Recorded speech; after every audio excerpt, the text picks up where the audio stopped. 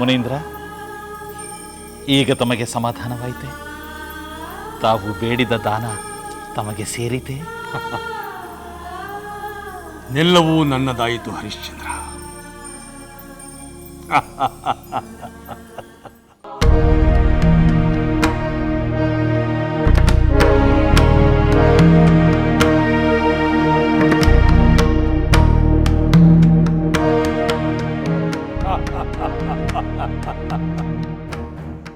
ನಿನ್ನ ಸಮಸ್ತ ರಾಜ್ಯಕೋಶಗಳು ನನ್ನವಾದವು ಹರಿಶ್ಚಂದ್ರ. ಒಂದು ವಿಷಯವನ್ನ ನಾವು ಗಮನಿಸಲಿಲ್ಲ, ನೀನು ಮರೆತಿರುವ ಹಾಗಿದೆ. ಅದೇನೆಂದು ಅಪ್ಪಣೆ ಕೊಡಿ ಮುನೀಂದ್ರ. ದಕ್ಷಿಣೆ ಇಲ್ಲದೆ ದಾನ ನೀಡಿರುವೆ. ಆ ದಾನಕ್ಕೆ ಮಾನ್ಯತೆ ಇಲ್ಲವೆಂದು ಸಂಪ್ರದಾಯವು ಹೇಳುತ್ತದೆ. ಸಂಪ್ರದಾಯಗಳನ್ನು ಮೀರುವುದನ್ನು ಶಾಸ್ತ್ರವು ಸಮ್ಮತಿಸುವುದು. ಆಗಿರುವ ಅಚಾತುರ್ಯವನ್ನು ಸರಿಪಡಿಸಬೇಕಾದರೆ ನೀನು ನನಗೆ ದಕ್ಷಿಣೆಯ ಹಣವನ್ನು ನೀಡಲೇಬೇಕು.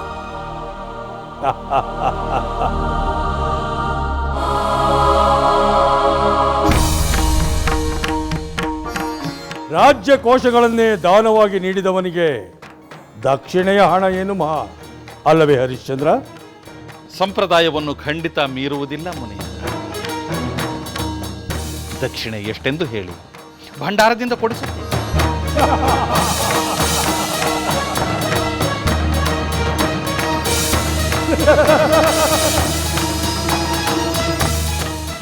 ಸಮಸ್ತ ರಾಜ್ಯಕೋಶಗಳು ಕೈಬಿಟ್ಟು ಹೋದವಲ್ಲ ಎಂಬ ಚಿಂತೆಯಲ್ಲಿ ಹರಿಶ್ಚಂದ್ರನ ವಿವೇಕಕ್ಕೆ ಮಂಕು ಬಡಿದಿರುವ ಹಾಗಿದೆ.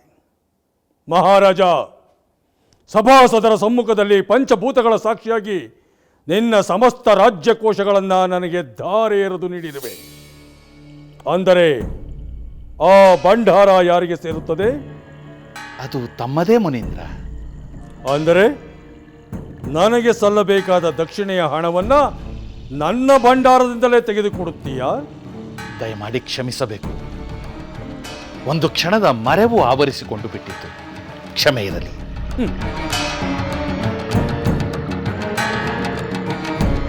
ಹರಿಶ್ಚಂದ್ರ, ಭಂಡಾರದ ಮೇಲೆ ವ್ಯಾಮೋಹವಿದ್ದರೆ ಭಂಡಾರವನ್ನ ರಾಜ್ಯಕೋಶಗಳನ್ನ ನೀನೇ ಇಟ್ಟುಕೋ.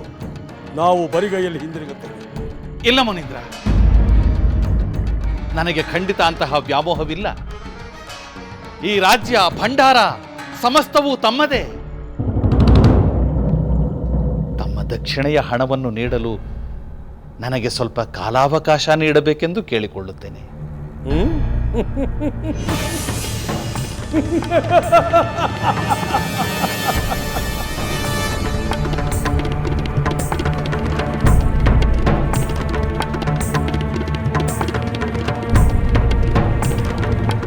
ವಿಶಾಲ ಸಾಮ್ರಾಜ್ಯಕ್ಕೆ ಚಕ್ರವರ್ತಿ, ಮುತ್ತು ರತ್ನ ಭದ್ರ ವೈಡೂರ್ಯಗಳಿಂದ ತುಂಬಿ ತುಳುಕುತ್ತಿರುವ ಭಂಡಾರದ ಒಡೆಯ, ಕೇಳಿದ್ದನ್ನ ಇಲ್ಲವೆನ್ನದೆ ಉದಾರವಾಗಿ ನೀಡುವ ಕೊಡುಗೈ ದಾನಿ. ಒಂದು ಕ್ಷಣದ ಹಿಂದೆ ಈಗ ನನಗೆ ಸಂದಾಯವಾಗಬೇಕಾದ ದಕ್ಷಿಣೆಯ ಹಣವನ್ನು ನೀಡಲು ಕಾಲಾವಕಾಶವನ್ನು ಬೇಡುತ್ತಿದ್ದಾನೆ. ಎಂತಹ ವಿಪರ್ಯಾಸ ಅಲ್ಲವೇ ಹರಿಶ್ಚಂದ್ರ?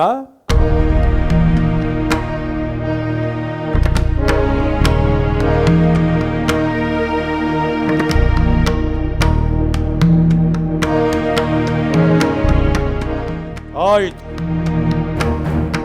ನಿನಗೆ 1 ತಿಂಗಳ ಕಾಲಾವಕಾಶವನ್ನು ನೀಡುತ್ತಿದ್ದೇನೆ. ಅಷ್ಟರೊಳಗಾಗಿ ನನಗೆ ಸಂದಾಯವಾಗಬೇಕಾದ ದಕ್ಷಿಣೆಯ ಹಣವನ್ನು ನೀಡಿ ನಿನ್ನ ಸತ್ಯವಾಕ್ಯವನ್ನು ಉಳಿಸಿ. ಆಗಲಿ ಮುನೀಂದ್ರ, ಹಾಗೆಯೇ ಆಗಲಿ. ಅಷ್ಟರೊಳಗೆ ತಮ್ಮ ದಕ್ಷಿಣೆಯ ಧನವನ್ನು ಸಲ್ಲಿಸುತ್ತೇನೆ. ದಯಮಾಡಿ ದಕ್ಷಿಣೆಯ ಮೊತ್ತವೆಷ್ಟೆಂದು ತಿಳಿಸಬೇಕು. ದಕ್ಷಿಣೆಯ ಮೊತ್ತ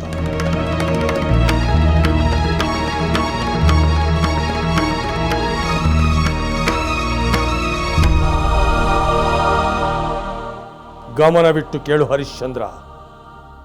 ಒಬ್ಬ ಬಲಿಷ್ಠವಾದ ಪುರುಷ ಒಂದು ಎತ್ತರವಾದ ಆನೆಯನ್ನೇರಿ ಒಂದು ಕವಣೆಯ ಕಲ್ಲನ್ನ ಆಕಾಶದೆತ್ತರಕ್ಕೆ ಬಿಸುತ್ತಿದರೆ ಅದು ಎಷ್ಟು ಎತ್ತರಕ್ಕೆ ಚಿಮ್ಮುವುದೋ ಅಷ್ಟು ಎತ್ತರದ ಧನದ ರಾಶಿಯನ್ನ ನೀನು ನನಗೆ ದಕ್ಷಿಣೆಯಾಗಿ ನೀಡಬೇಕು.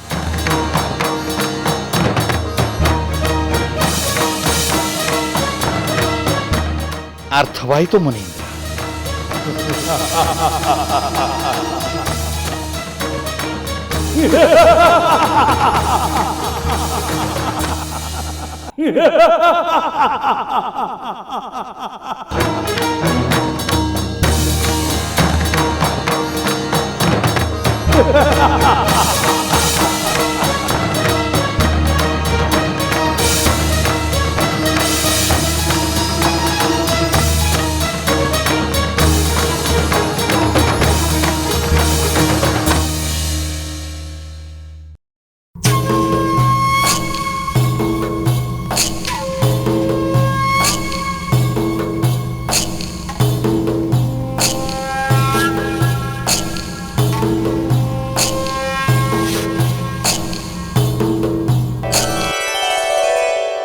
ಹೀಗೆ ಹರಿಶ್ಚಂದ್ರ ಮಹಾರಾಜರು ಕಿಂಚಿತ್ತು ಹಿಂಜರಿಯದೆ ಯಾವುದೇ ಆಲೋಚನೆ ಮಾಡದೆ ತನ್ನ ಸರ್ವಸ್ವವನ್ನು ವಿಶ್ವಾಮಿತ್ರ ಮುನಿಗಳಿಗೆ ದಾನವಾಗಿ ನೀಡಿದರು.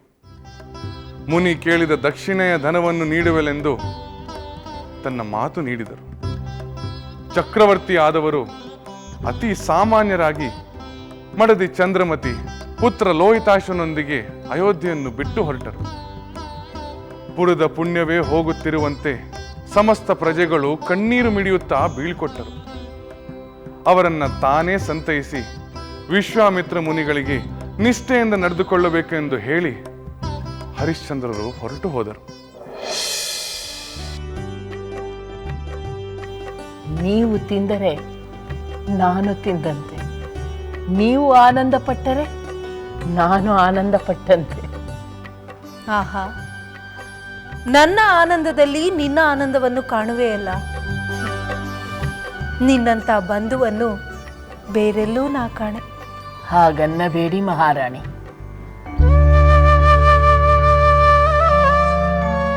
ನಿಮಗೆ ನಿಮ್ಮವರಾಗಿ ಬೇಕಾದಷ್ಟು ಜನರಿದ್ದಾರೆ. ಆದರೆ ನನಗೆ ನಿಮ್ಮನ್ನು ಬಿಟ್ಟು ಬೇರೆ ಯಾರಿದ್ದಾರೆ? ನಿಜ ಹೇಳಬೇಕೆಂದರೆ ನಾನು ಬದುಕಿರುವುದೇ ನಿಮಗಾಗಿ, ನಿಮ್ಮ ಹಿತಕ್ಕಾಗಿ. ನನ್ನ ಕಡೆಯ ಉಸಿರಿರುವವರೆಗೂ ನೀವು ಮತ್ತು ನಿಮ್ಮ ಪುತ್ರ ಭರತನ ಶ್ರೇಯಸ್ಸಿಗಾಗಿ ದುಡಿಯಬೇಕು. ಅಷ್ಟೇ ನನ್ನ ಆಸೆ. ನಿನ್ನಂತಹ ಮಾತೃ ವಾತ್ಸಲ್ಯದ ಹಿತೈಷಿ ಸಿಕ್ಕಿರುವುದು ನನ್ನ ಭಾಗ್ಯ ಮಂತರೆ.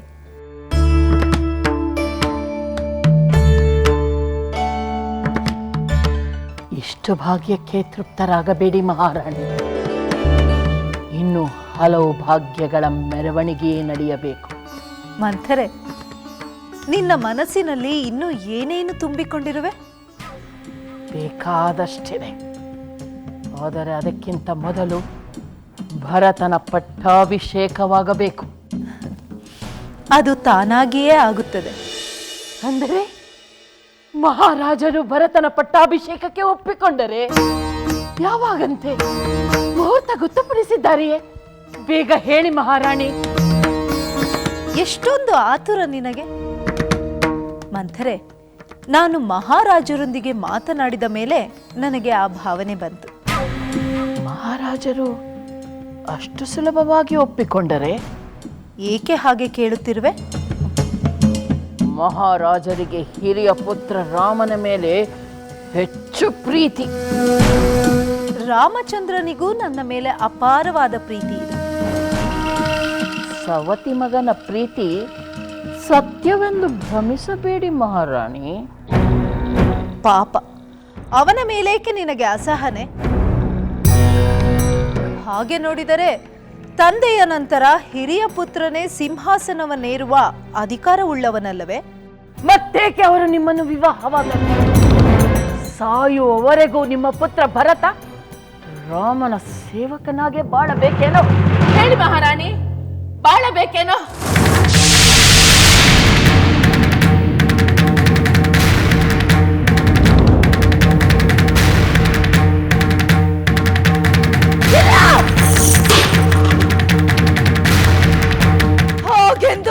ಆಗಬಾರದು. ನನ್ನ ಪುತ್ರ ಭರತ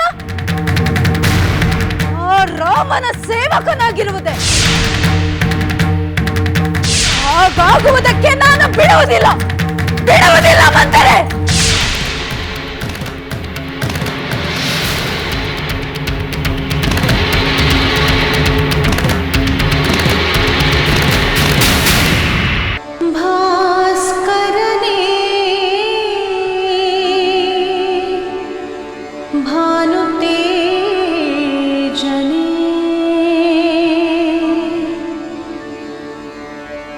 रघुवंश कुलदैवने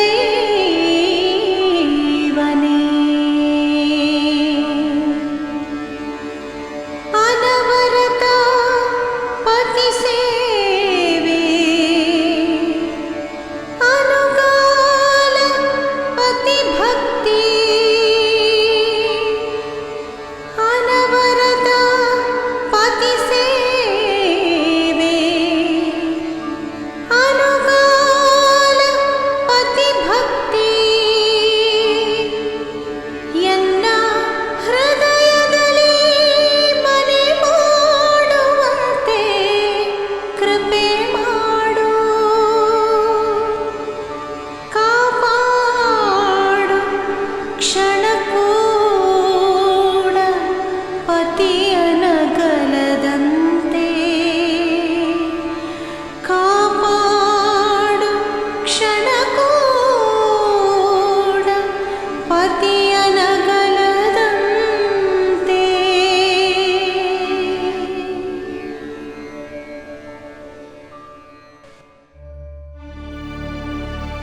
ದೇವ, ನನ್ನ ಪ್ರಾಣ ಸರ್ವಸ್ವವಾದ ಪತಿಯಿಂದ ಎಂದೂ ಅಗಲದಂತೆ ಮಾಡು.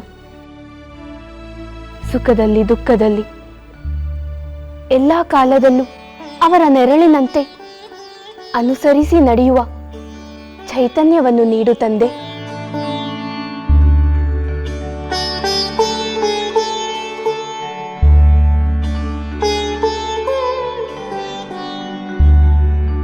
ಸ್ವಾಮಿ,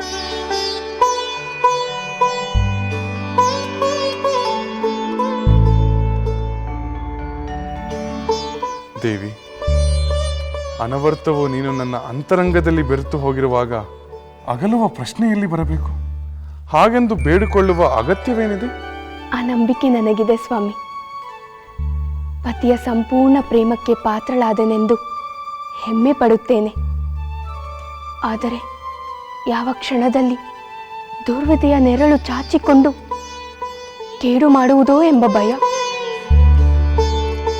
ಕೇಡಿನ ಕಲ್ಪನೆಯಿಂದ ಹೀಗೆ ಕಳವಳಿಸುವುದೇಕೆ ಸೀತೆ?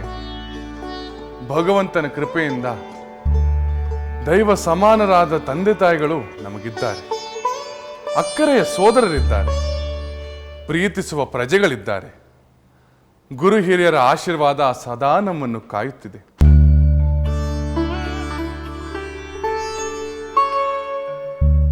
ಆದರೂ ಮಾತೆ ಕೇಕಿ ದೇವಿಯವರ ತಂದೆ ಅಶ್ವಪತಿ ಮಹಾರಾಜರ ವಿಷಯ ಕೇಳಿದ ಮೇಲೆ ಬೇಡವೆಂದರೂ ಮನಸ್ಸು ಅಧೀರವಾಗುತ್ತಿದೆ. ಅಂದರೆ ಅವರು ತಮ್ಮ ಪತ್ನಿಯನ್ನು ತ್ಯಾಗ ಮಾಡಿದ ವಿಷಯವನ್ನು ನೀನು ಕೇಳಿದೆಯಾ? ಹೌದು ಸ್ವಾಮಿ. ಇರುವೆಗಳ ಮಾತಿನ ಪರಿಣಾಮವಾಗಿ ಅವರ ರಾಣಿ ಅರಮನೆಯಿಂದ ಪತಿಯಿಂದ ದೂರವಾದರಲ್ಲ, ಅದೇ ಮತ್ತೆ ಮತ್ತೆ ನೆನಪಾಗುತ್ತಿದೆ. ದೇವಿ, ಅಶ್ವಪತಿ ಮಹಾರಾಜರು ಧರ್ಮಾತ್ಮರು, ಧರ್ಮವನ್ನು ಮೀರಿ ನಡೆದವರಲ್ಲ. ಪತಿಯ ಪ್ರಾಣವನ್ನೇ ಲೆಕ್ಕಿಸದ ಕಠಿಣಾತ್ಮಳಾದ ಪತ್ನಿಯನ್ನು ತ್ಯಾಗ ಮಾಡಿದ್ದು ಧರ್ಮವಲ್ಲವೆಂದು ಹೇಳುತ್ತಿರುವೆಯಾ? ಆಕೆಯ ವರ್ತನೆಯನ್ನು ನಾನು ಸಮರ್ಥಿಸುತ್ತಿಲ್ಲ. ಒಂದು ಕಡೆ ಪತಿಯ ಸತ್ಯವಾಕ್ಯ ಪರಿಪಾಲನೆಗಾಗಿ ರಾಜಕೋಶಗಳನ್ನು ತೊರೆದು ಪತಿಯ ಹಿಂದೆ ಸಾಗಿದ ಹರಿಶ್ಚಂದ್ರ ಮಹಾರಾಜರ ಪತ್ನಿ ಚಂದ್ರಮತಿ ದೇವಿ, ಇನ್ನೊಂದು ಕಡೆ ಪತಿಯ ಪ್ರಾಣ ಹೋದರೂ ನನ್ನ ಹಠವೇ ಗೆಲ್ಲಬೇಕು ಎಂಬ ಹೆಣ್ಣು ಎಂಥ ವ್ಯತ್ಯಾಸ! ದೇವಿ, ನಮಗೆ ಹರಿಶ್ಚಂದ್ರ ಚಂದ್ರಮತಿಯರೇ ಆದರ್ಶವಾಗಬೇಕು, ಬೇರೆಯವರಲ್ಲ. ನಿಜ ಸ್ವಾಮಿ. ಸ್ತ್ರೀಕುಲದ ಮಾಣಿಕ್ಯವಾದ ಚಂದ್ರಮತಿ ದೇವಿ ಬಹಳ ಪೂಜನೀಯಳು. ಸ್ವಾಮಿ, ಅರಮನೆಯಿಂದ ಸಾಮಾನ್ಯರಂತೆ ಹೊರಟ ಹರಿಶ್ಚಂದ್ರ ಚಂದ್ರಮತಿಯರ ಸ್ಥಿತಿ ಮುಂದೇನಾಯಿತು ಎಂದು ಹೇಳುವಿರಾ? ಹೇಳುತ್ತೇನೆ ದೇವಿ. ಅದಕ್ಕೆ ಇದಕ್ಕಿಂತ ಪ್ರಶಸ್ತವಾದ ಸಮಯ ಇನ್ಯಾವುದಿದೆ? ತನ್ನ ಸರ್ವಸ್ವವನ್ನು ವಿಶ್ವಾಮಿತ್ರ ಮುನಿಗಳಿಗೆ ದಾನ ಮಾಡಿ ದಕ್ಷಿಣೆಯ ಧನ ಸಂಪಾದನೆಗಾಗಿ ಹೊರಟು ಕಾಶಿನಗರಕ್ಕೆ ಬಂದರು.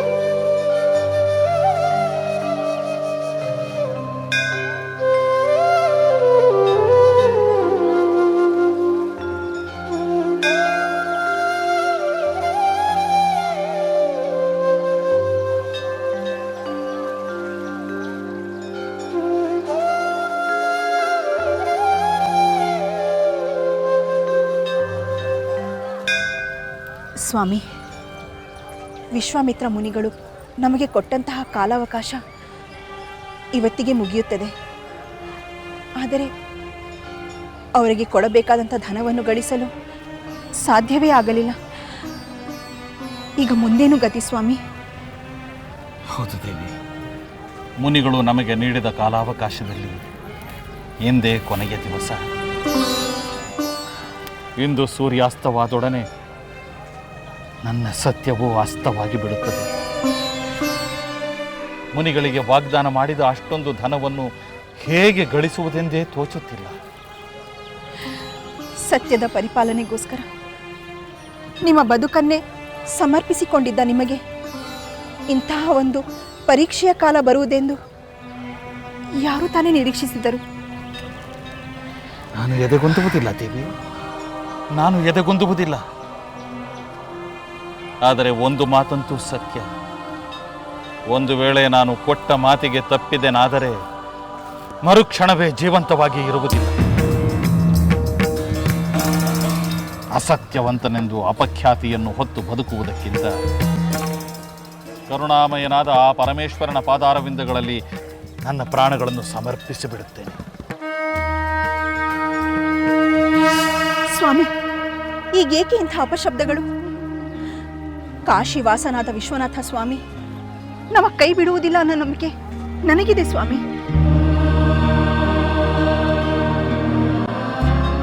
ಹೇ ದೇವದೇವ, ದಯಾಮಯ, ಹೇ ಕಾಶಿ ವಿಶ್ವನಾಥ, ನಿನ್ನ ಈ ಭಕ್ತನ ಮೇಲೆ ಕೃಪೆ ದೋರು ತಂದು ಸ್ವಪ್ನದಲ್ಲಾಗಲಿ, ಮನಸ್ಸಿನಲ್ಲಾಗಲಿ, ಮಾತಿನಲ್ಲಾಗಲಿ, ಕ್ರಿಯೆಯಲ್ಲಾಗಲಿ ಎಂದೂ ಸತ್ಯವನ್ನು ಮೀರಿ ನಡೆಯದ ನನಗೇಕೆ ಇಂತಹ ಪರೀಕ್ಷೆ ಸ್ವಾಮಿ? ನನ್ನ ಪ್ರಾಣಕ್ಕಿಂತಲೂ ಸತ್ಯವೇ ನನಗೆ ಪರಮ ಪಾವನ. ಅಸತ್ಯವಂತನಾಗದಂತೆ ನನ್ನನ್ನು ಕಾಪಾಡು ತಂದೆ. ಸಮಯ ಓಡುತ್ತಿದೆ. ಸೂರ್ಯದೇವ ಪಶ್ಚಿಮದತ್ತ ಧಾವಿಸುತ್ತಿದ್ದಾನೆ. ನನ್ನ ಸತ್ಯ ವಾಕ್ಯ ರಕ್ಷಣೆಯೋ ಅಥವಾ ನನ್ನ ಮರಣವೋ ನೀನೇ ನಿರ್ಧರಿಸು ತಂದೆ. ನೀನೇ ಗತಿ, ನೀನೇ ಮತಿ, ಅನ್ಯಥಾ ಶರಣಂ ನಾಸ್ತಿ. ಕರುಣಾಮೂರ್ತಿಯಾದ ವಿಶ್ವನಾಥನನ್ನೇ ಪ್ರಾರ್ಥಿಸೋಣ. ಅವನೇ ನಮಗೆ ಖಂಡಿತ ಏನಾದರೂ ಒಂದು ದಾರಿಯನ್ನು ತೋರಿಸುತ್ತಾನೆ. ಯಾರಿಗೆ ಗೊತ್ತು, ಅವನ ದಯೆಯಿಂದ ವಿಶ್ವಾಮಿತ್ರ ಮುನಿಗಳ ಮನಸ್ಸೇ ಮೃದುವಾಗಬಹುದು. ಧನವನ್ನು ನೀಡಲು ಇನ್ನಷ್ಟು ಕಾಲಾವಕಾಶ ಕೊಡಬಹುದು ಅಲ್ಲವೇ ಸ್ವಾಮಿ? ಸತ್ಯದ ಗುರಿ ತಲುಪಲು ಸುಲಭ ಮಾರ್ಗಗಳಿಲ್ಲ ದೇವಿ. ಹಾಗೆ ನಾವು ನಿರೀಕ್ಷೆ ಮಾಡುವುದು ಸಹ ತಪ್ಪು. ಮಾತು ಕೊಟ್ಟಾಯಿತು ಅಷ್ಟೇ. ಕಷ್ಟವೋ ಸುಖವೋ ಅದನ್ನು ನೆರವೇರಿಸುವುದಷ್ಟೇ ನನ್ನ ಧರ್ಮ, ನನ್ನ ಕರ್ತವ್ಯ. ಹರಿಶ್ಚಂದ್ರ, ಲೋಹಿತಾಶ್ವ, ಮುನೀಂದ್ರ,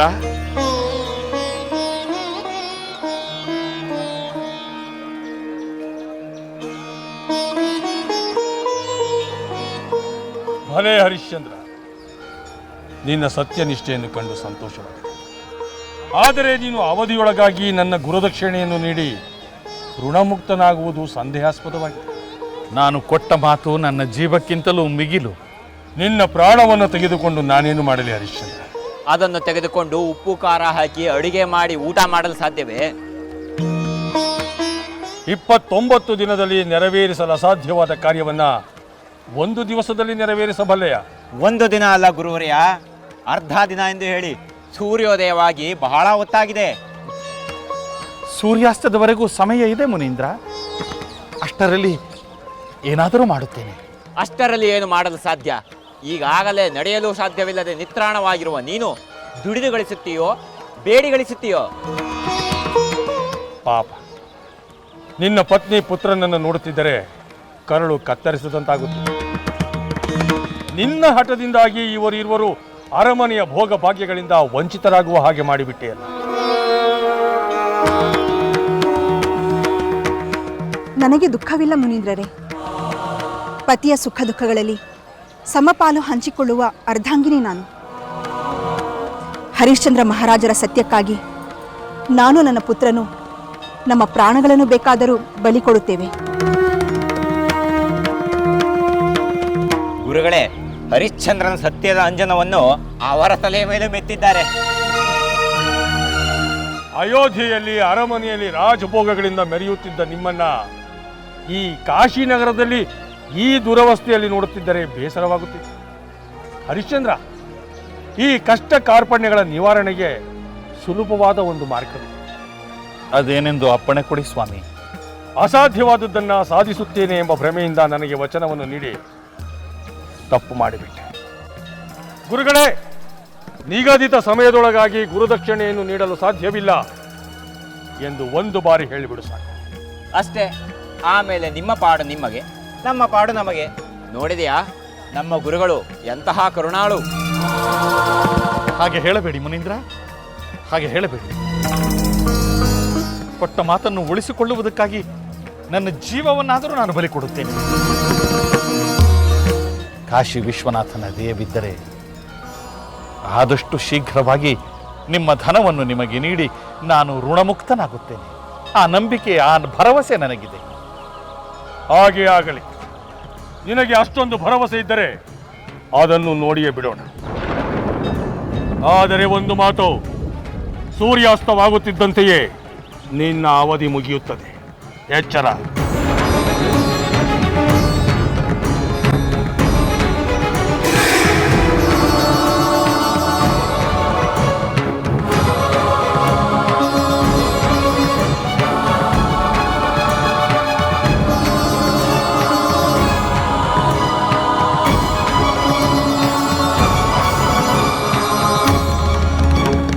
ವಿಶ್ವನಾಥ, ದಯಾಮಯ, ಕಾಪಾಡುತ್ತದೆ, ಕಾಪಾಡು, ಕಾಪಾಡು.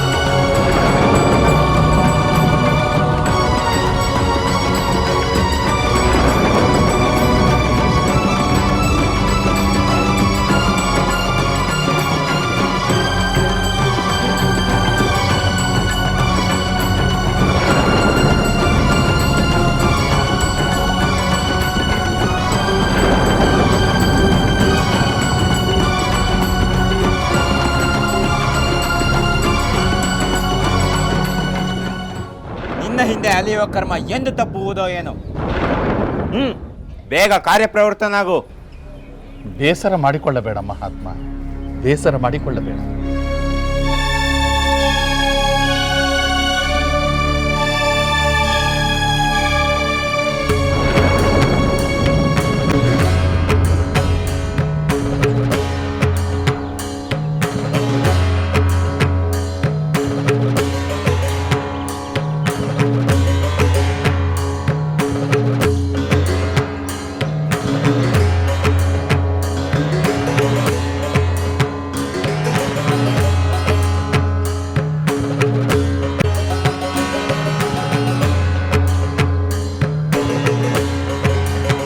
ಪರಮ ಪವಿತ್ರವಾದ ಈ ಕಾಶಿ ಕ್ಷೇತ್ರದ ಪುರಜನರೇ,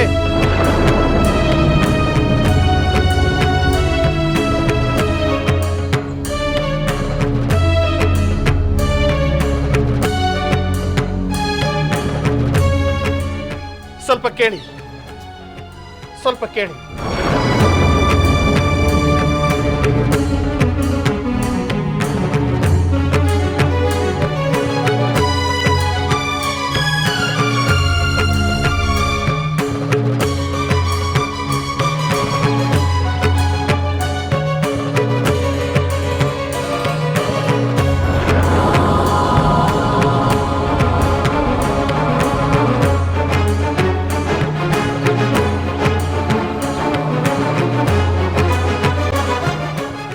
ಸೂರ್ಯವಂಶ ಪ್ರದೀಪನಾದ ಈ ಹರಿಶ್ಚಂದ್ರ ತನ್ನ ಮಡದಿ ಮಕ್ಕಳನ್ನು ಮಾರುತ್ತಿದ್ದಾನೆ. ಧನವುಳ್ಳ ಧನಿಕರು ಯಾರಾದರೂ ಕೊಂಡುಕೊಳ್ಳಬೇಕೆಂದು ಬೇಡುತ್ತಿದ್ದಾನೆ. ಅಯ್ಯೋ ಪಾಪ, ಪತ್ನಿ ಪುತ್ರರನ್ನು ಮಾರ್ಕೊಳ್ಳೋ ಅಂತ ಕಷ್ಟ ನಿನ್ಗೇನಪ್ಪ ಬಂದಿದೆ? ದೇವದೇವ,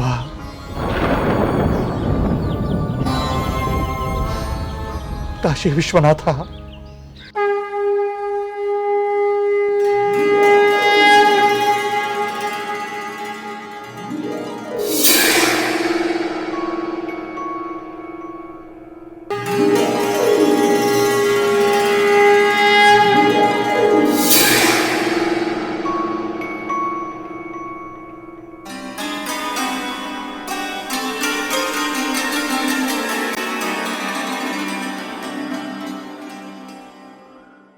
ಪರಮ ಪೂಜ್ಯರಾದ ವಿಶ್ವಾಮಿತ್ರ ಋಷಿಗಳಿಗೆ ಕೊಟ್ಟ ಮಾತಿನಂತೆ ಅವರಿಗೆ ಅಪಾರವಾದ ದಕ್ಷಿಣೆಯ ಹಣವನ್ನು ಕೊಡಬೇಕಾಗಿದೆ ಸ್ವಾಮಿ.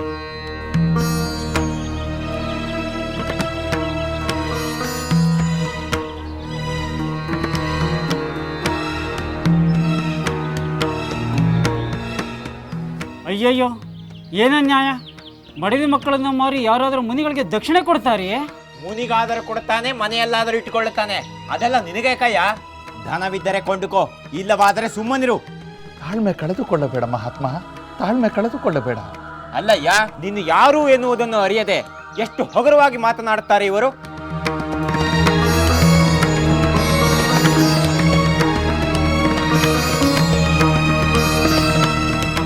ಯಾರಪ್ಪ ನೀನು? ಮಹಾರಾಜಾದಿರಾಜನ? ರಾಜಾಧಿರಾಜನ ಆಗಿದ್ದೇನಪ್ಪ, ಈಗ ಅಲ್ಲ. ನಾನು ಇಕ್ಷ್ವಾಕು ವಂಶದ ರಾಜ ಹರಿಶ್ಚಂದ್ರ. ಈಕೆ ನನ್ನ ರಾಣಿ ಚಂದ್ರಮತಿ ದೇವಿ.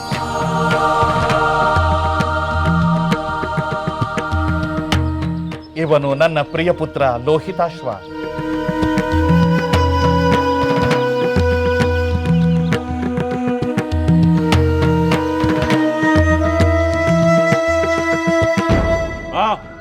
ಇವನು ರಾಜನಾದ ಕತೆ ಮುಖ್ಯವಲ್ಲ, ಈಗ ದುಸ್ಥಿತಿಯಲ್ಲಿರುವ ದಟ್ಟ ದರಿದ್ರ.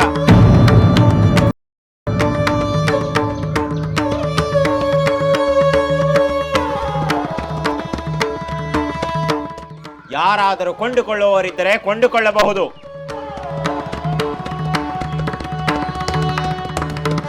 ಇವಳಿಗೆ ವಯಸ್ಸಾಗಿದೆ, ಇವನಿನ್ನು ಚಿಕ್ಕ ಬಾಲಕ. ಇವರೇನು ಕೆಲಸ ಮಾಡ್ಯಾರು? ಕೊಟ್ಟದನ ವ್ಯರ್ಥ ಅಷ್ಟೇ. ವ್ಯರ್ಥವಾಗುವುದಿಲ್ಲ ಅಣ್ಣ, ವ್ಯರ್ಥವಾಗುವುದಿಲ್ಲ. ಧರ್ಮಾತ್ಮಳಾದ ಈ ನನ್ನ ಸತಿ ಕೊಂಡುಕೊಂಡವರ ಮನೆಯಲ್ಲಿ ವಂಚನೆ ಇಲ್ಲದೆ ಸೇವೆ ಮಾಡುತ್ತಾಳೆ. ಹೌದು ಸ್ವಾಮಿ, ನಾನು ಆಹಾರ, ನಿದ್ರೆ, ವಿಶ್ರಾಂತಿಗಳನ್ನು ಲೆಕ್ಕಿಸದೆ ಸೇವಾತೃಪ್ತಳಾಗುತ್ತೇನೆ. ನೀವು ಕೊಡುವ ಧನ ಸ್ವಲ್ಪ ಕೂಡ ನಷ್ಟವಾಗದಂತೆ ನಾನು ನಿಷ್ಠೆಯಿಂದ ದುಡಿಯುತ್ತೇನೆ. ನಿಮ್ಮ ಮಾತಿನಲ್ಲಿ ನಂಬಿಕೆ ಬರುತ್ತಿದೆ. ನನ್ನ ಮನೆಯಲ್ಲಿ ನನ್ನ ಹೆಂಡತಿ ಸ್ವಲ್ಪ ಒರಟು ಸ್ವಭಾವದವಳು. ಅವಳ ಮಾತು ಬಲು ಕಠಿಣ. ಆಗಬಹುದು ಕಠಿಣವಾಗಿ ನುಡಿದರು, ಹಿಡಿದು ಬಡಿದರು ಕಿಂಚಿತ್ತು ಬೇಸರ ಮಾಡಿಕೊಳ್ಳದೆ ಉಚ್ಚ ನೀಚವೆನ್ನದೆ ಎಲ್ಲಾ ಕೆಲಸವನ್ನು ಮಾಡುತ್ತಾರೆ.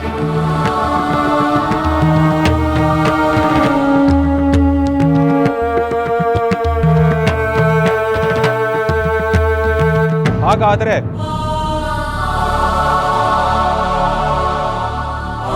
ನಾನು ಕೊಂಡುಕೊಳ್ಳುತ್ತೇನೆ. ಬೆಲೆಯನ್ನು ಹೇಳಿ.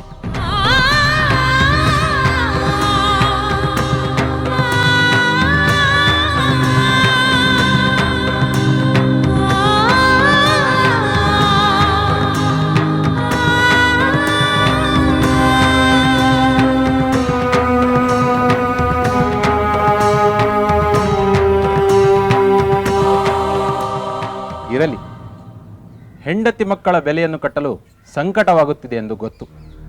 ನ್ಯಾಯಸಮ್ಮತವಾದ ಬೆಲೆಯನ್ನು ನಾನು ಕೊಡುತ್ತೇನೆ. ಇದು ಈ ಹೆಂಗಸಿಗೆ.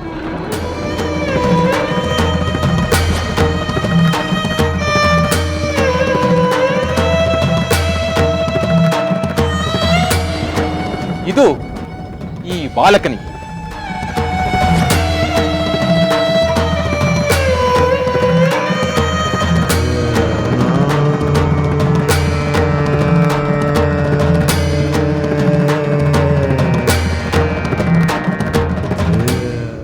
ಹಾ, ಇನ್ನು ನೀವಿಬ್ಬರು ನನ್ನ ಸ್ವತ್ತು.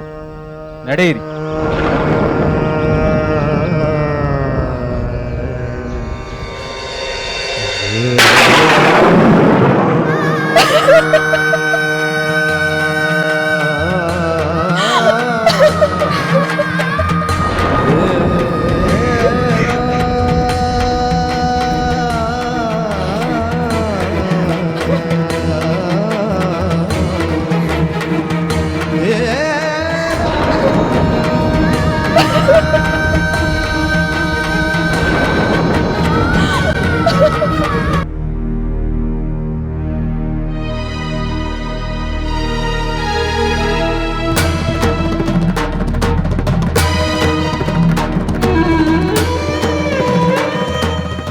ಹಾ, ಇನ್ನು ನೀವಿಬ್ಬರು ನನ್ನ ಸ್ವತ್ತು.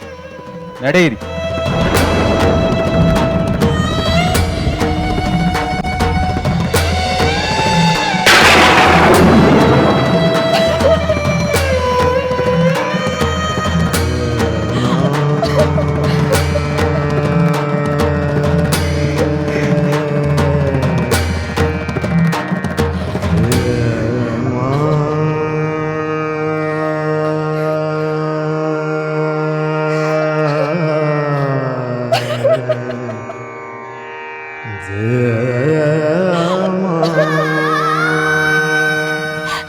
ಸ್ವಾಮಿ, ದೇವಿ, ಸ್ವಾಮಿ, ಅದೃಷ್ಟವೆಂದರೆ ಕಾಶಿ ವಿಶ್ವನಾಥನ ಕೃಪೆ ಇದ್ದರೆ ಮತ್ತೆ ಸಂಧಿಸೋಣ ದೇವಿ.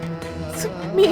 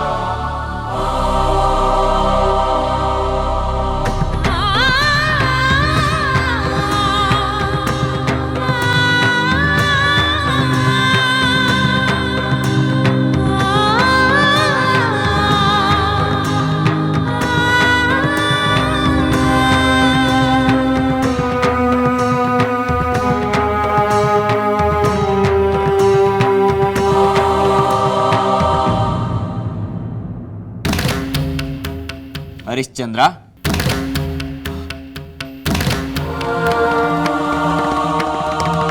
ಮಹಾತ್ಮ, ಈ ಧನವನ್ನು ದಕ್ಷಿಣೆಯ ಧನಕ್ಕೆ ಸಂದಾಯ ಮಾಡಿಕೊ. ಉಳಿದದ್ದನ್ನು ಆದಷ್ಟು ಶೀಘ್ರವೇ ಕೊಡುತ್ತೇನೆ. ಯಾವ ಧನ, ಯಾವ ಸಂದಾಯ? ಮಹಾತ್ಮ, ಹೀಗೇಕೆ ಹೇಳುತ್ತಿರುವೆ? ಓಹ್, ಇದೋ ನಾನು ನಿನ್ನ ಹಿಂದೆ 1 ತಿಂಗಳ ಕಾಲ ಹಸಿವು ನೀರಡಿಕೆಯಿಂದ ಕಾಡು ಮೇಡುಗಳಲ್ಲಿ ಅಲೆದದ್ದು ಹುಡುಗಾಟಕ್ಕೆಂದುಕೊಂಡೆಯಾ? ಇದು ನನ್ನ ಭತ್ಯಕ್ಕೆ ಸರಿಹೋಯಿತು. ಗುರುಗಳ ದಕ್ಷಿಣೆಗೆ ಯೋಚನೆ ಮಾಡು. ಸಮಯ ಸರಿದು ಹೋಗುತ್ತಿದೆ.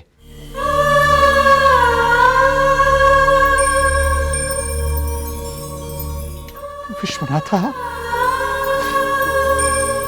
ಇದೆಂತಹ ಪರೀಕ್ಷೆ ವಿಶ್ವನಾಥ.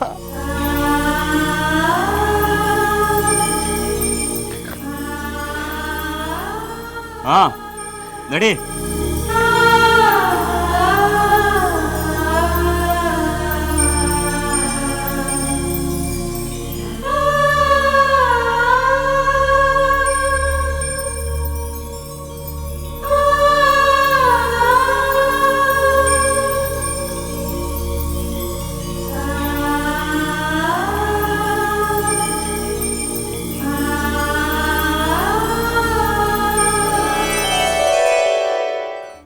ಧರ್ಮದ ದಾರಿಯಲ್ಲಿ ಬರೀ ಕಲ್ಲು ಮುಳ್ಳು, ಸಂಕಟದ ಉರಿಬೆಂಕಿ, ಹಸಿವು, ದಾಹ, ಚಳಿ ಬಿಸಿಲುಗಳ ಅಗ್ನಿ ಪರೀಕ್ಷೆ.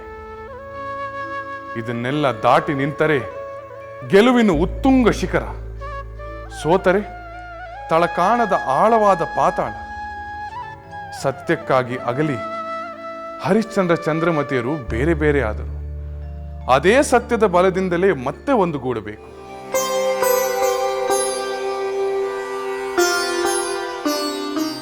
ನಿಜ ಸ್ವಾಮಿ, ಅಂಥ ಸಂದರ್ಭವು ನಮ್ಮ ಬದುಕಿನಲ್ಲಿ ಎಂದಿಗೂ ಬರದಿರಲಿ ಎಂದು ನಿತ್ಯ ನಾನು ಆ ಭಗವಂತನಲ್ಲಿ ಬೇಡಿಕೊಳ್ಳುತ್ತಿದ್ದೇನೆ. ನನ್ನ ಆಸೆಯೂ ಅದೇ ದೇವಿ. ನಾವು ನಂಬಿದ ದೈವ ನಮ್ಮ ಈ ಆಸೆಯನ್ನು ಆಗ ಮಾಡಿಸಬೇಕು.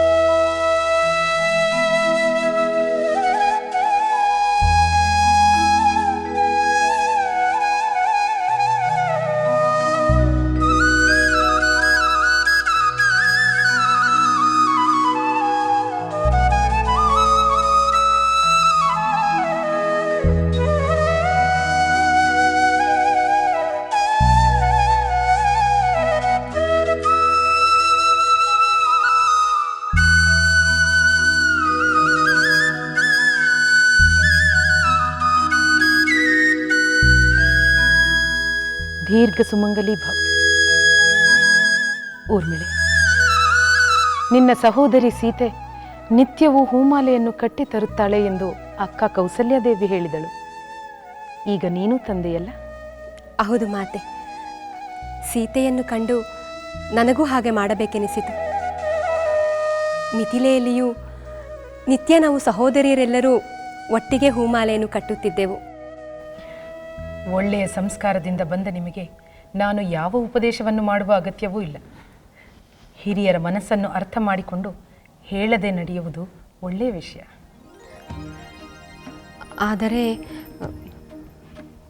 ಆದರೆ ಮಾತೆ, ನನ್ನಿಂದಲೂ ನಿಮ್ಮ ಮನಸ್ಸಿಗೆ ಬೇಸರವಾಗಬಾರದೆಂದು ನನ್ನ ಆಸೆ. ನನ್ನಿಂದಲೂ ಎಂದರೆ ಇನ್ಯಾರಿಂದ ಬೇಸರ? ಊರ್ಮಿಳೆ, ನಿನ್ನ ಮಾತಿನ ಅರ್ಥವೇನು? ಈ ನಿಮ್ಮ ನಗುಮುಖದ ಹಿಂದೆ ಇರೋ ನೋವು ನನಗೆ ಅರ್ಥವಾಗುವುದಿಲ್ಲವೇ? ಅಂದರೆ ನನಗೆ ನೋವಿದೆ ಎಂದು ನಿನಗೆ ಯಾರು ಹೇಳಿದರು? ಯಾರಾದರೂ ಏಕೆ ಹೇಳಬೇಕು? ನನಗೆ ಅರ್ಥವಾಗುತ್ತದೆ. ಇಂಥ ಆಲೋಚನೆ ಆದರೂ ನಿನಗೆ ಏಕೆ ಬಂತು ಊರ್ಮಿಳೆ? ನಿಜ ಹೇಳಬೇಕೆಂದರೆ ನನಗೆ ಇಲ್ಲಿ ಯಾವ ಕೊರತೆಯೂ ಇಲ್ಲ. ನಾನು ಸಂತೋಷವಾಗಿಯೇ ಇದ್ದೇನೆ. ಮಹಾರಾಜರು ಹಿರಿಯ ರಾಣಿಯರನ್ನು ಕಡೆಗಣಿಸಿ ಕಿರಿಯ ರಾಣಿಯ ಅರಮನೆಯಲ್ಲಿರುವುದು ನಮಗೆ ಕಾಣುವುದಿಲ್ಲವೇ? ಅದರಿಂದ ನಿಮಗೆ ನೋವಾಗದೇ ಇರುತ್ತದೆಯೇ? ಇಲ್ಲ ಊರ್ಮಿಳ, ನಾನು ಮಹಾರಾಜರ ಜೊತೆ ಪಟ್ಟ ಏರುವ ಹಿರಿಯ ರಾಣಿಯೂ ಅಲ್ಲ, ಚಿಕ್ಕ ವಯಸ್ಸಿನ ಅಕ್ಕರೆಯ ಕಿರಿಯ ರಾಣಿಯೂ ಅಲ್ಲ. ಪಾಲಿಗೆ ಬಂದದ್ದೇ ಪರಮ ಭಾಗ್ಯವೆಂದು ಸಮಾಧಾನದಿಂದ ಬದುಕುವುದನ್ನು ಮೊದಲಿನಿಂದಲೂ ಅಭ್ಯಾಸ ಮಾಡಿಕೊಂಡಿದ್ದೇನೆ.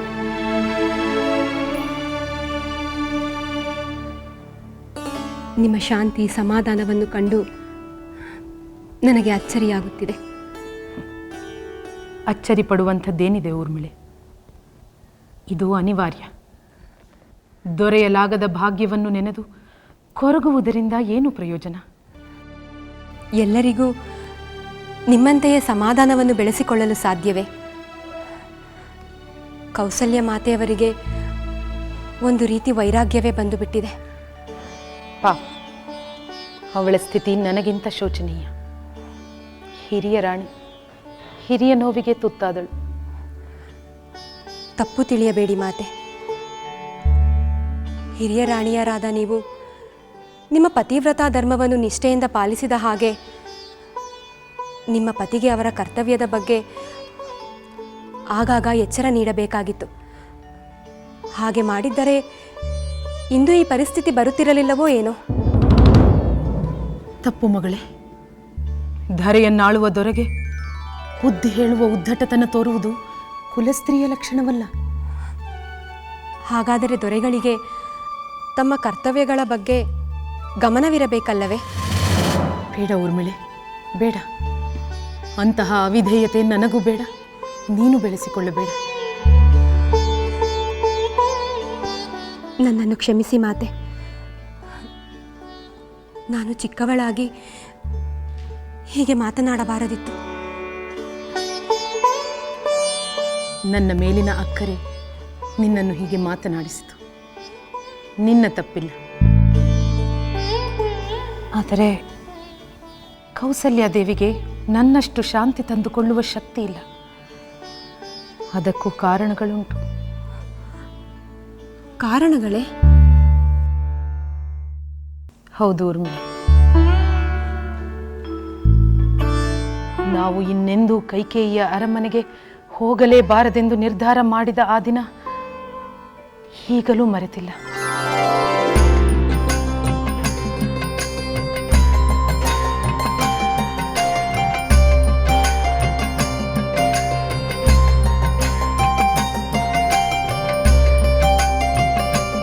ಮಹಾರಾಣಿ,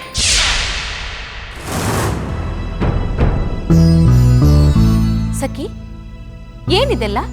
ಏನಾಯಿತು? ಕ್ಷಮಿಸಿ ಮಹಾರಾಣಿ, ನೀವು ಭೇಟಿ ಮಾಡಲು ಬರುತ್ತೀರಿ ಎಂಬ ಸಂದೇಶವನ್ನು ಕಿರಿಯ ರಾಣಿಯವರಿಗೆ ತಿಳಿಸಲಾಗಲಿಲ್ಲ. ಏಕೆ ತಿಳಿಸಲಾಗಲಿಲ್ಲ? ನಿನ್ನ ಮುಖದ ಗಾಯ ಹೇಗಾಯಿತು? ನಿಮ್ಮ ಸಂದೇಶವನ್ನು ತಿಳಿಸಲು ನಾನು ಕಿರಿಯ ರಾಣಿಯವರ ಅಂತಃಪುರದ ಒಳಗೆ ಹೆಜ್ಜೆ ಇರಿಸಿದೆ. ಅಷ್ಟರಲ್ಲಿ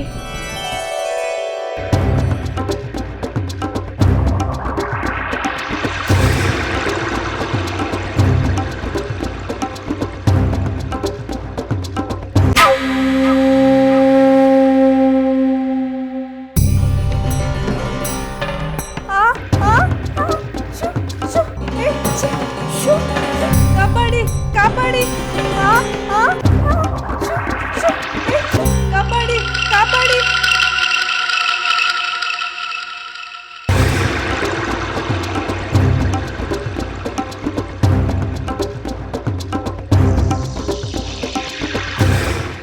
ಸಖಿ, ಯಾರಿಂದ ಆ ಗಿಳಿಗಳಿಗೆ ಕೆಟ್ಟ ಪಾಠವಾಗಿದೆಯಂತೆ?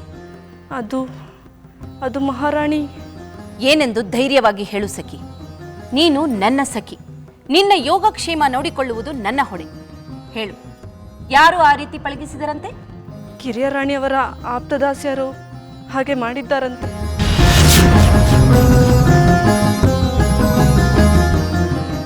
ಆಯ್ತು, ನೀನಿನ್ನು ಹೋಗು. ಮೊದಲು ವೈದ್ಯರನ್ನು ಕಂಡು ಚಿಕಿತ್ಸೆ ಮಾಡಿಸಿಕೊ. ಇನ್ನೆಂದು ನೀವು ಕೈಕೇಯಿಯ ಅಂತಃಪುರದತ್ತ ಹೋಗುವುದು ಬೇಡ. ಆಗಲಿ ಮಹಾರಾಣಿ. ಸುಮಿತ್ರೆ, ಕೇವಲ ಸಖಿಯರಿಂದ ಇಂಥ ನಿರ್ಧಾರ ತೆಗೆದುಕೊಳ್ಳಲು ಸಾಧ್ಯವೇ? ಸದ್ಯ ಮೊದಲೇ ತಿಳಿದದ್ದು ಒಳ್ಳೆಯದೇ ಆಯಿತು. ಗಿಳಿಗಳಿಂದ ಕಚ್ಚಿಸಿಕೊಳ್ಳಲು ನಾವು ಅವಳ ಅಂತಃಪುರಕ್ಕೆ ಹೋಗಬೇಕೆ? ನಾವಲ್ಲಿಗೆ ಬರಬಾರದೆಂದೇ ಈ ಹಂಚಿಕೆ. ಅವಳಿಗೆ ನಮ್ಮ ಸ್ನೇಹ ಬೇಕಾಗಿಲ್ಲ, ಮಹಾರಾಜರ ಪ್ರೇಮ ಮಾತ್ರ ಬೇಕು. ಸುಮಿತ್ರೆ, ನನಗೆ ನೀನು, ನಿನಗೆ ನಾನು. ಅವಳ ಸ್ನೇಹದಿಂದ ನಮಗೇನೂ ಆಗಬೇಕಿಲ್ಲ. ಇನ್ನು ಮುಂದೆ ನಾವು ಅವಳ ಅಂತಃಪುರಕ್ಕೆ ಹೋಗುವುದೇ ಬೇಡ.